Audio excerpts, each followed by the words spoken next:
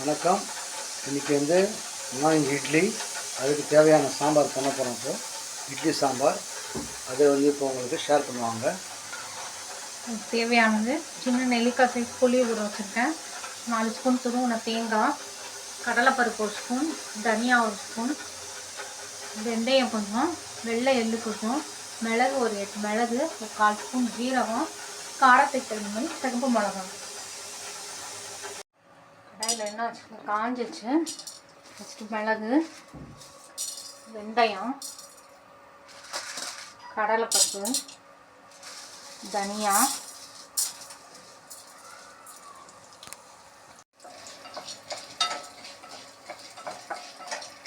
சிகப்பு மிளகா, கருவேப்பிலை, தேங்காய்,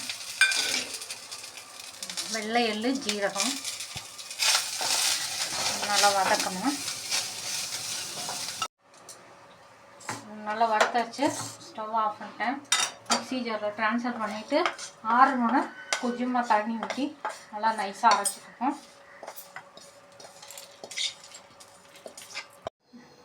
இந்த மாதிரி அரைச்சிக்கோங்க.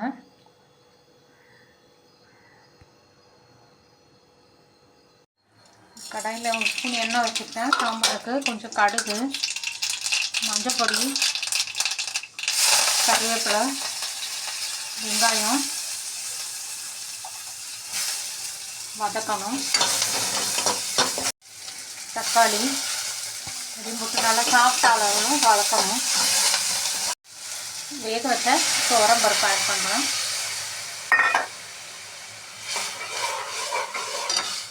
கரைச்சி வச்ச புளி தண்ணி, அரைச்சி வச்ச பேஸ்ட் ஆட் பண்ணுறேன்.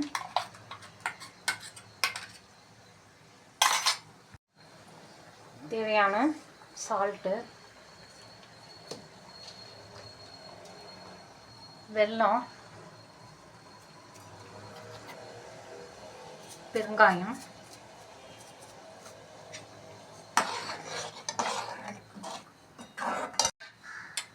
மிக்ஸி ஜாரில் கொஞ்சம் தண்ணி ஊற்றி அதை இதோட ஆட் பண்ணுறேன். சாம்பார் ரெடி ஆகிடுச்சு. கொத்தமல்லி போடுறாங்க. நல்லா மிக்ஸ் பண்ணிவிட்டு சாம்பார் வித் இட்லி சர்வ் பண்ண ரெடி.